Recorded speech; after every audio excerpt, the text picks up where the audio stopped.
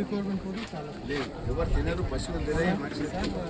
Doctor RK Mathur గారు is an expert in oil palms. ఆయన పెద్ద పశ్చిమ గోదావరి జిల్లాలో ఆయిల్ పామ్ నేషనల్ రీసెర్చ్ సెంటర్లో ఆయన చాలా కాలం పనిచేస్తున్నారు. Is an expert. మాథూర్ గారు 22 ఏళ్ళ నుంచి తను ఈ ఆయిల్ పామ్స్ పైన ఇరిగేషన్ ఫెసిలిటీ కంపల్సరీ కావాలి. నీళ్ళు ఉండాలి, నీళ్ళు కంపల్సరీ కావాలి. 3 ఏళ్ళలోనే మనకు కాపు స్టార్ట్ అయిపోతుంది. ఇప్పుడు మనకి ఎవరు ఎత్తుకుపోయలేదు, బ్యాంకుల నుంచి పైసలు వస్తాయి.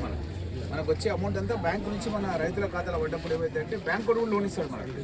రేపు పొద్దుగాల ఏమైనా బిజినెస్ చేయాలన్నా, దాన్ని ఇంకా డెవలప్ చేయాలన్నా, ఏం చేయాలన్నా సరే బ్యాంకు కూడా ఎప్పుడైతే మైక్రో ఇరిగేషన్ మన మీద డ్రిప్ పెడతాము, డ్రిప్ ద్వారా కూడా పెట్టచ్చు.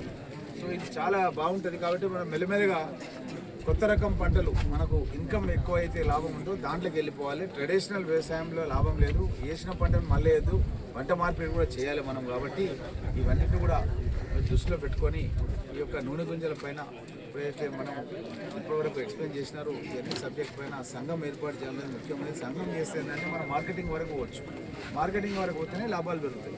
లేకపోతే ఏంటంటే మధ్య దళారులే ప్రాఫిట్ అంతా కూడా వాళ్ళే తినేస్తున్నారు. కాబట్టి ఈ విధంగా మన ఇక్కడ ఉన్నటువంటి సర్పంచులు చాలామంది ఉన్నారు. ఇది మన ఒక్క మిట్టకంకల్కే కాదు, అన్ని గ్రామాలకు కూడా మనం ఎఫ్పిఓస్ అనేది మన అగ్రికల్చర్ డిపార్ట్మెంట్ వాళ్ళు, హార్టికల్చర్ డిపార్ట్మెంట్ వాళ్ళందరూ కూడా రెగ్యులర్గా మనకు మీటింగ్స్లో చెప్తున్నారు. కాబట్టి ఈ ఫార్మర్స్, ప్రొడ్యూసర్స్ సంబంధించినటువంటి ఏదైతే కమిటీస్ తయారు చేసి ఆర్గనైజేషన్స్ ద్వారా మనం దాన్ని రిజిస్ట్రేషన్ చేసుకుంటే డిపార్ట్మెంట్లో తప్పకుండా ప్రభుత్వం నుంచి పెద్ద ఎత్తున ప్రోత్సాహం ఉంటుందన్న విషయాన్ని తెలియజేస్తూ మీ రామ్మోహన్ రెడ్డి పరిగెత్తారు.